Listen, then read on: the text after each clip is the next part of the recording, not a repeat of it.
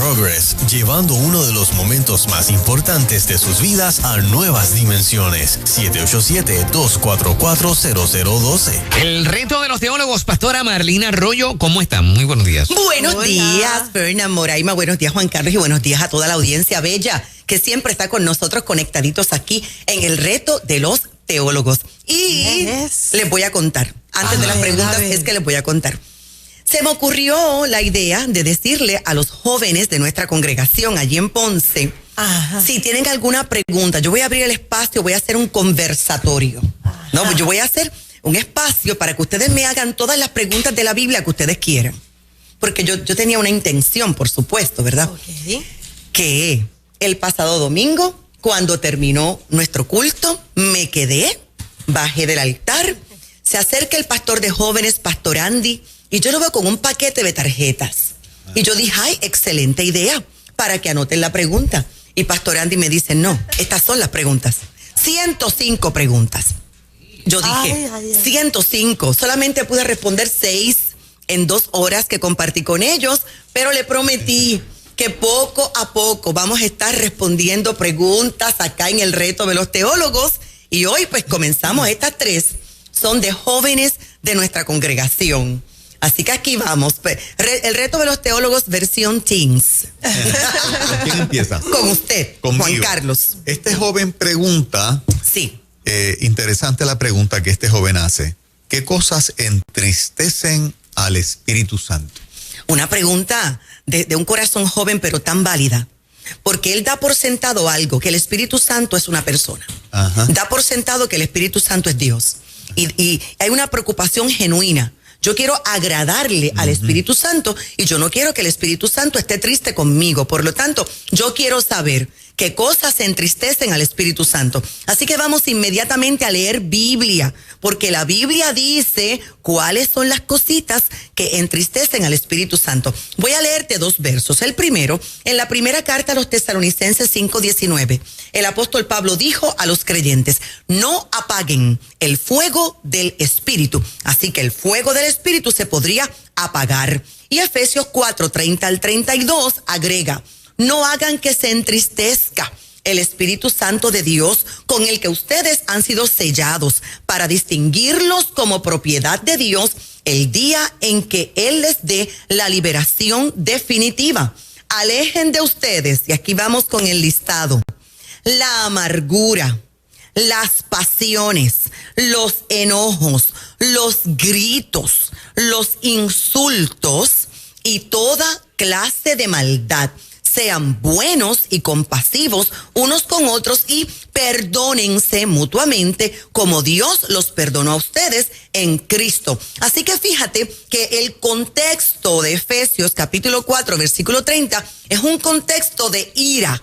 ¿Y qué es ira? Un coraje desenfrenado. De hecho, la Biblia también dice, airaos, pero no pequéis. Esto significa que bajo coraje se pueden hacer ciertas cosas que son pecado y que entristecen al Espíritu Santo de Dios. Así que vamos aquí al listado.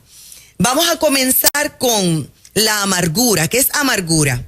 Cuando alguien a propósito o sin querer, de repente, ha cometido un error o algún agravio en contra mía. Y de repente yo lo guardo en mi corazón. Y yo medito todo el tiempo en eso, reflexiono todo el tiempo en eso. Hay gente que tiene hasta diarios. Y en el año tal, fulano de tal me dijo, me ofendió, me hizo. Y guardan unos resentimientos.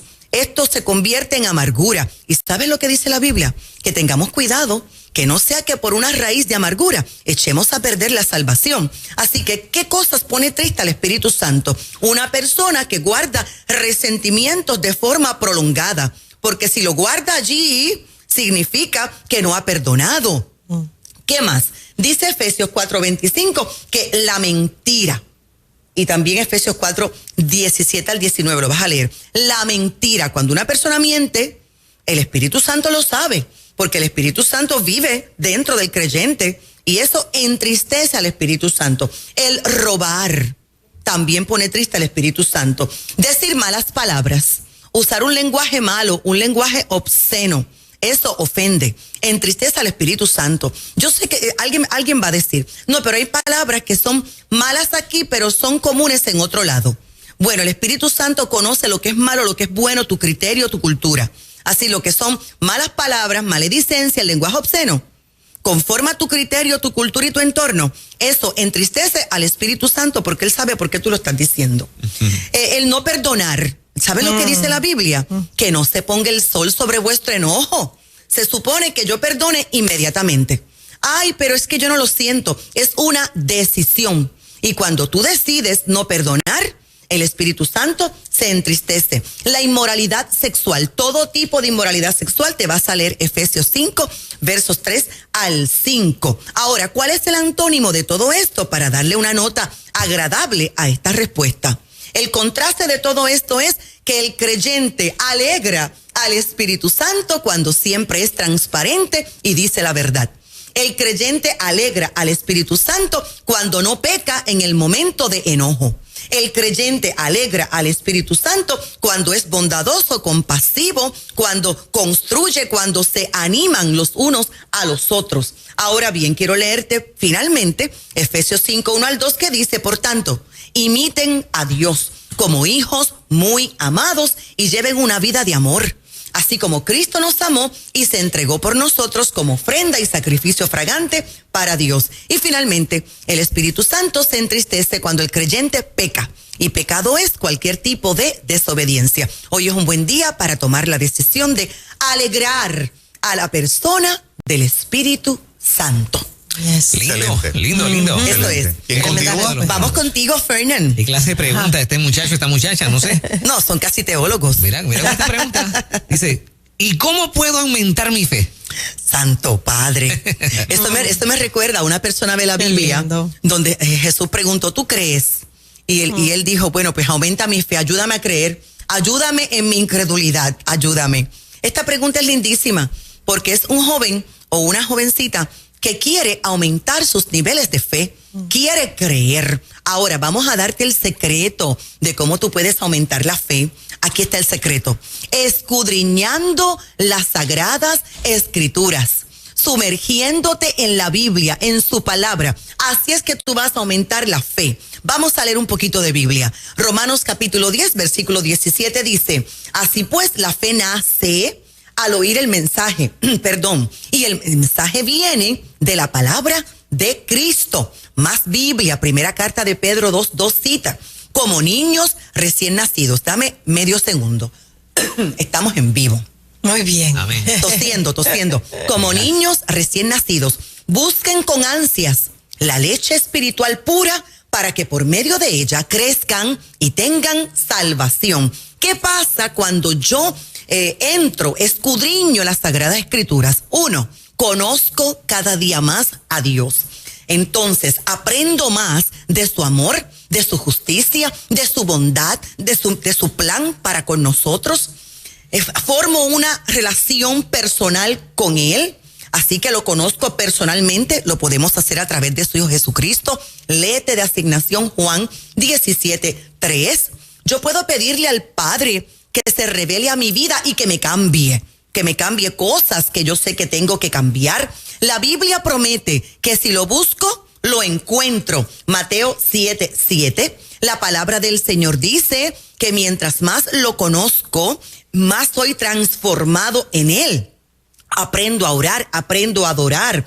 Mientras voy cambiando, desarrollo el fruto del Espíritu Santo y los dones del Espíritu Santo. Te vas a leer Gálatas capítulo 5, versos 22 y 23 y Juan 14, 17. Y más aún, mientras más camino con el Espíritu y en el Espíritu, le estoy permitiendo al Padre Eterno que controle mi vida. Y eso va a desarrollar más confianza en Él. Te vas a leer Colosenses 2:7, unos puntitos más para avanzar. Si la confianza en nuestro Dios crece, entonces yo voy a aprender a dar pasos de fe en mi vida. Me voy a mover de mi zona de comodidad, me voy a tomar ciertos riesgos de fe, porque mi fe va a aumentar, yo voy a creer. Yo voy a creer que Dios me va a sostener todos los días de mi vida. Yo voy a creer que todo obra para mi bien, no importa lo que ocurra. Y yo voy a creer que si llegara alguna tentación a mi vida, Dios siempre me va a proporcionar una salida para que yo no sea vencido por ninguna tentación. Te vas a leer primera carta a los Corintios 10:13. Y cada vez que yo encuentre la puerta de salida a esa situación, yo le voy a dar gracias al Dios Todopoderoso. Inclusive, le voy a dar gracias a Dios por todas las pruebas, porque el Padre va a provocar pruebas precisamente para probar mi nivel de fe. Y quiero terminar mi respuesta con la primera carta de Pedro 1:7, que dice que Él usará pruebas, el Padre, para probar nuestra fe, para hacernos más fuertes. Y Romanos 10:17, termino como comencé.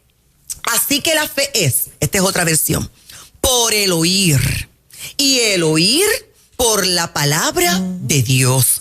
¿Cómo yo aumento mis niveles de fe? Escudriñando la palabra del Señor. La misma palabra me va a guiar a convertirme en una persona de oración. La misma palabra me va a convertir en una persona de alabanza, agradecida. La misma palabra me va a transformar en un adorador. La misma palabra va a hacer cambios en mi vida. Así que ahí está el secreto, mi corazón, en la palabra. Excelente. Ahí está el secreto, señores. Eso es. Esto es el reto de los teólogos. A ver. Y vamos a la tercera pregunta. Yo, por aquí dice lo siguiente, pastora, ¿qué significa que no debemos amar al mundo? Muy bien. Parece simple, pero no es tan simple. Pues vamos a explicar por qué. A ver. Porque mira, uno de los versos bíblicos más conocidos es este: y de tal manera amó Dios al mundo. Fíjate, ¿verdad? Que dio a su Hijo unigénito para que todo aquel que en él crea no se pierda, más tenga vida eterna. Entonces, la pregunta es, si Dios amó y ama de tal manera al mundo, hasta el punto que entregó a su Hijo por amor al mundo, entonces, ¿por qué la pastora me dice a mí que yo no puedo amar el mundo? Bueno, la primera carta de Juan, capítulo 2, versos 15 y 16, citan lo siguiente: no améis al mundo, ni las cosas que están en el mundo. Si alguno ama al mundo, el amor del Padre no está en él. Porque todo lo que hay en el mundo, los deseos de la carne, y aquí está lo importante, los deseos de la carne, los deseos de los ojos y la vanagloria de la vida, no proviene del Padre, sino del mundo. Y alguien podría decir, pero esto me parece una contradicción. Por un lado, la palabra me dice que el Padre ama al mundo, pero por otro lado me dice a mí que no ame al mundo. Así que vamos a explicarlo. En la Biblia, la palabra mundo, el término mundo, puede referirse al planeta Tierra o al universo físico, como por ejemplo aparece en Hebreos 1:2, en Juan 13:1, y ¿verdad? Pero también la palabra mundo también se refiere a un sistema que es humanista, un sistema que se opone al reino de Dios.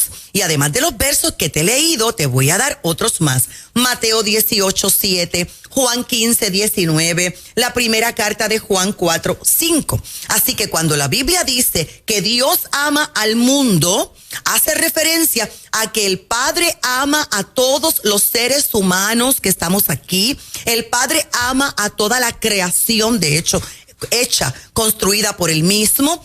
Primera de Juan 4:9. Y como nosotros somos los hijos del Padre, nosotros también tenemos que amar a todas las personas. Escrito está, te vas a leer Romanos 13:8, primera carta de Juan 4:7, primera carta de Pedro 1:22. Y si quieres una parábola, para que lo entiendas mejor, Lucas 10:30 al 37, ahí está la parábola del buen samaritano, donde Jesús mismo nos enseña que tenemos que amar a todo el mundo y no podemos estar escogiendo a quién amar y a quién no.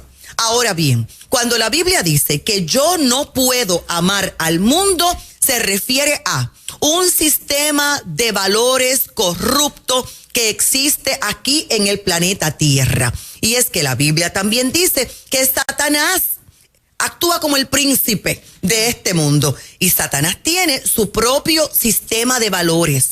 Un sistema de valores contrario al sistema de valores de Jesús. Vamos a la Biblia. Segunda carta a los Corintios 4:4 lee: pues como ellos no creen, el Dios de este mundo, hace referencia a Satanás, los ha hecho ciegos de entendimiento para que no vean la brillante luz del evangelio del Cristo glorioso, imagen viva de Dios. Así que, ¿cuál es este sistema de Satanás, del mundo? Bueno, pues el sistema del mundo promueve los deseos de la carne, las pasiones carnales, los deseos de los ojos, y dice la Biblia, y la vanagloria de la vida. Cada pecado, cada acto de desobediencia que usted se puede imaginar en esta preciosa mañana del Señor está incluida en estos 3 males. Mire, la envidia, la fornicación, el adulterio, el orgullo, los enojos, la mentira, el egoísmo y muchísimos más que conocemos surgen de estas 3 raíces. Así que, para ir terminando la respuesta, este sistema de valores, este mundo, es precisamente lo que nosotros abandonamos cuando decimos que Jesucristo es nuestro Señor, Salvador y Libertador. Isaías capítulo 55, versículo 7 dice que venir del mundo a los pies del Señor implica renunciar a nuestros propios caminos, deseos y pensamientos. Pero el mundo aplaude el pecado. Y como sé que tenemos una audiencia joven a la expectativa de esta respuesta, esto es importante que usted lo sepa. El mundo aplaude el pecado. El hecho de que algo sea aprobado por la mayoría no significa que Dios lo apruebe. De hecho, muchísima música, los medios de comunicación, por ejemplo, el entretenimiento, incentiva a la gente precisamente al pecado. Vas a leerte Proverbios 23:17, y aún los anuncios de televisión, de radio, se aprovechan de esa tendencia natural humana de amar el mundo. Y hay muchísimas campañas publicitarias que apelan siempre a eso, a los deseos de la carne, a los deseos de los ojos, a la vanagloria de la vida. Amar al mundo entonces significa que se está dedicando nuestra vida a las filosofías, a las prioridades del mundo. Por lo tanto, el secreto para la victoria aquí es el siguiente: las prioridades tienen que tener el orden correcto. La Biblia dice: buscad primero el reino de Dios y su justicia. Allí está la prioridad. Todo lo demás por añadidura. Mateo 6:24 nos enseña que nadie le puede servir a 2 señores. Yo no puedo estar dedicada a Dios y dedicada al mundo al mismo tiempo. Y cuando yo entro a la familia de Dios por la fe en Cristo Jesús, el mismo Dios me da a mí el poder, autoridad, capacidad para salir de ese sistema corrupto que es el mundo, porque ahora somos ciudadanos de otro reino, del reino de Dios. Así que no vamos a actuar como los incrédulos lo hacen, sino como creyentes que amamos a Dios y lo tenemos por prioridad. Creo que allí, ¿verdad?, más o menos di la respuesta. Solamente quiero añadir que amar al mundo es idolatría. Primera carta a los Corintios 10:7-14.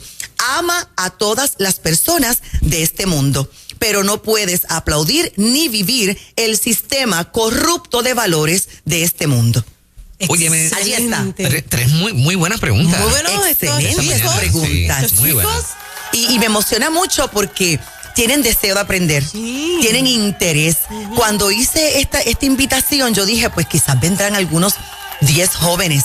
Allí había casi 100 jóvenes que se quedaron sin almorzar, con los ojitos grandes, brillantes, abiertos, haciendo preguntas. Y yo los veía: pregúntale esto, pregúntale lo otro, dile, a ver qué te dice, a ver qué te dice. Qué bien. Respondimos preguntas muy importantes y vamos a seguir haciéndolo. Les felicitamos, muchachos. Sí. Claro que sí. Y saben que estamos en Ponce, Puerto Rico. Allí pastoreamos en nuestra ciudad de avivamiento. Todos los domingos a las 9:30 de la mañana. Hoy miércoles 7:30 de la noche. Allí estaremos precisamente escudriñando las Sagradas Escrituras. Nuestros jóvenes están los viernes a las 7 de la noche. No olvides buscar nuestros libros en tu librería cristiana favorita. Tengo la Biblia Sefer Davar. Simplemente llámame al 787-644-2544 y no te olvides visitar nuestro canal de YouTube. Suscríbete para que continúes aprendiendo palabra del Señor. Amén. Excelente, muchas gracias. Gracias, Moraima, Fernán, Juan Carlos, audiencia Gracias, pastora. preciosa. Muchas gracias. Bueno, nos preparamos para hablar en breve con nuestra amiga, la representante Lizzy Burgos en lo Eso. próximo. Pero antes, un anuncio importante: Miracle in Progress.